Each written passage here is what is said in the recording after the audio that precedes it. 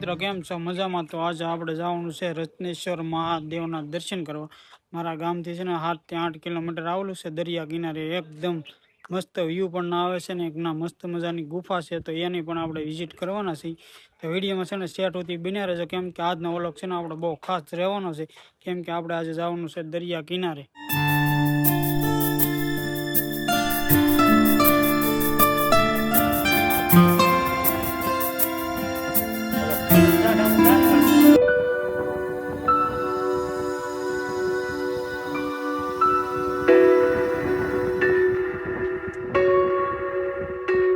આપણે છે ને ફાઇનલી રત્નેશ્વર મહાદેવ પહોંચી ગયા છે. તો રસ્તો છે ને બે થોડો ઘણો ખરાબ આવે છે, બાકી હળવું પહોંચી ગયા છે અત્યારે. આપણે જો અહીંથી છે ને મંદિર થોડુંક દૂર છે ને એની પાછળ છે ને ગુફા છે મસ્ત મજાની આવેલી, તો એ પણ આપણે જોવા જવાની છે. તો વિડીયોમાં છે ને છેટ સુધી બન્યા રહેજો, કેમ કે આજના વ્લોગમાં છે ને બહુ ખૂબ એવી મજા આવવાની છે.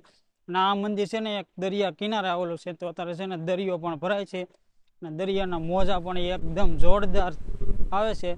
જો તમે અહીં છે ને દરિયો હજી ભરાવાની શરૂઆત થઈ છે અને અમે આવી ગયા છીએ.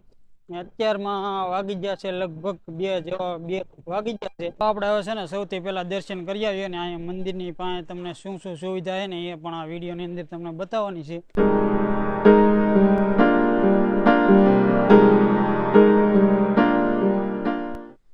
તો અહીં છે ને કે નાનો એવો હોલ છે, કદાચ જો અહીંયા ચૂલો ને એવું બધું છે. બધું દિવાલ છે ને એ પથ્થરની છે, તમે જોઈ શકો છો. અને અહીંયા છે ને તોય શેડ ઉતારી દીધો છે. અને અહીંયા જો એક ચૂલો છે કોઈની, બીજું અહીંયા છે ને પાણીની પણ સુવિધા છે જોરદાર. અહીંયા તમને છે ને પીવા માટે પાણી પણ મળી જવાનું છે. જો અહીંયા કબૂતરે પણ ઘણા બધા શયન કરવા આવ્યા છે. જો તમે કેવી મજા આવતી છે દરિયા કિનારે. જો મંદિરની બહાર નીકળતા તે તમને આવો કંઈક વ્યૂ જોવા મળવાનો છે. હવે આપણે મંદિરે છે ને દર્શન કરીને આવ્યા છે ને હવે આપણે અહીંયા જવાનું છે મંદિરની પાછળ એક જોરદાર ગુફા આવેલી છે મહાદેવની. તો એની અંદર છે ને શિવલિંગ છે. તો આપણે છે ને મોટા વડીલો પાસેથી મેં એટલું જાણ્યું છે કે એ શિવલિંગની અંદર જો શિવલિંગ ઓલી બાજુ હોય ને તો ના સુધી છે ને પાણી નથી આવતું, એવું મેં વડીલો પાસેથી સાંભળ્યું છે. તો હું તમને બતાવું એ શિવલિંગ ક્યાં આવેલી છે, ક્યાં ગુફા આવેલી છે ને એક જેટ આ મંદિર છે ને એની બાજુમાં ત્યાં ગુફા આવેલી છે. અહીંયા થોડેક જ તમે મંદિરની જેવાત બહાર આવશો ને એટલે તમને આ ગુફા જોવા મળી જાય. તો જો દરિયો ખાલી હોય ને તો તમે ના અંદર છે ને દર્શન કરવા પણ જઈ શકો છો. તો ના છે ને ભોળાનાથનું શિવલિંગ છે. તો અમે તો 1-2 વારના દર્શન કરી આવ્યા છીએ. અત્યારે તો છે ને દરિયો ભરેલો છે એટલે અમે જઈ શકીએ એમ છીએ નહીં, કેમ કે ના દરિયો ખાલી હોય ને ત્યારે એ ગુફાની અંદર જવાય અને દર્શન થાય છે ભોળાનાથના શિવલિંગના. તો હાલો તમને હજી એક વસ્તુ અહીં બતાવું છું. તમે રત્નેશ્વર આવ્યા હોય ને તો કદાચ તમને એ વસ્તુની ખબર જ હશે કે શું કરવામાં આવે છે. તો અહીંયા આપણને જોવા મળ્યું છે એટલે હું તમારી સાથે શેર કરું છું. તો તમને જો ખબર હોય ને તો એ શું કામ કરવામાં આવે છે ને એ કોમેન્ટ જરૂર કરજો. તો આ દેવાડી છે ને અહીં દેવાડી કોકે કરી છે, અહીંયા છે, ઓલા પરે છે, ઘણી જગ્યાએ કરેલી છે ને ઘણી પાડી પણ દીધેલું છે. તો આ જગ્યાએ પણ છે. તો એ દેવાડી શું કરવા બનાવવામાં આવે છે ને તમને જો ખબર હોય ને અને તમે જો રત્નેશ્વર આવ્યા હોય તો એક કોમેન્ટ કરી દેજો મસ્ત મજાની, અને પાછળ લખી દેજો હર હર મહાદેવ. ને અહીંયા છે ને એક બાજુ મસ્ત મજાના ભેખાડા ઉપરથી દરિયાનો વ્યૂ આવે છે એક જોરદાર, તો એ પણ તમને બતાવવાનો છો.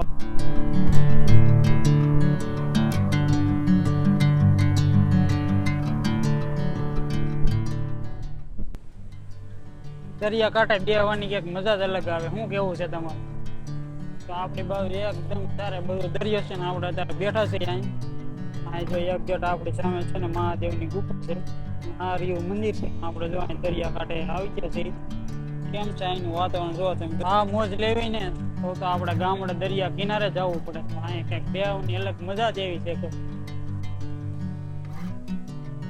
પવન એટલે કાંઈ ન ઘટે એવો પવન આવે મસ્ત મજાનો, અને વાતાવરણ પણ એકદમ સુંદર. કેમ જો અત્યારે તડકોય નથી બહુ અને દરિયાનો પવન આવે જોરદાર. જો મોજા ઉછળે છે. અમને તો અહીંયા છે ને અહીંયા આવીને બહુ ખૂબ એવી મજા આવી છે.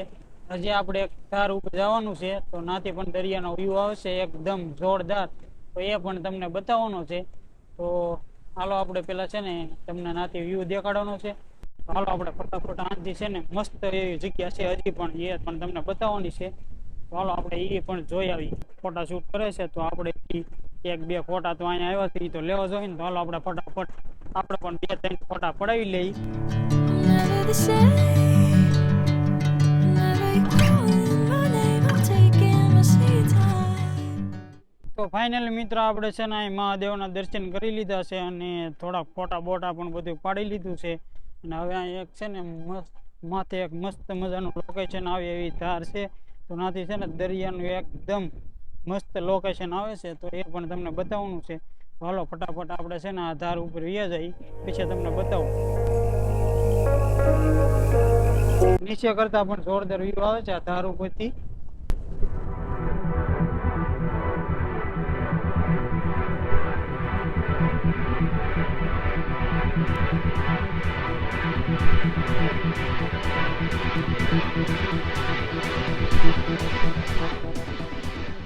આઠમમાંથી કદાચ મેળો ભરાતો છે અને ભાદરવીમાં પણ અહીંયા છે ને આ જગ્યા ઉપર મેળો ભરાય છે. અને બીજું કે તમે મહાદેવ રત્નેશ્વર આવતા હોય ને તો એ ધાર ઉપર ચડશો ને એટલે તમને અહીંથી છે ને ઉષા કોટડાનું પણ મંદિર પણ તમને અહીંથી જોવા મળી શકે છે.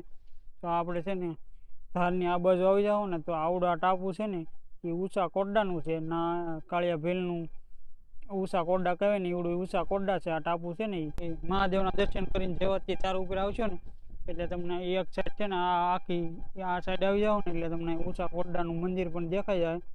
અહીંથી કેમેરામાંથી તમને ક્લિયર નહીં દેખાતું પણ આવડું આ છે ને એવડું ઈજથી ઉષા કોટડા છે.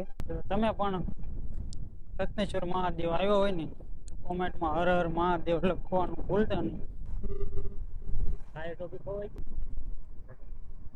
તો ફાઇનલી મિત્ર આપણે છે ને મહાદેવના દર્શન કરી અને નીકળી ગયા છે પાછા ઘર બાજુ. તો રસ્તો છે ને થોડોક છે ને પીણાવાળો આવે છે પણ બહુ નહીં વાંધો આવે.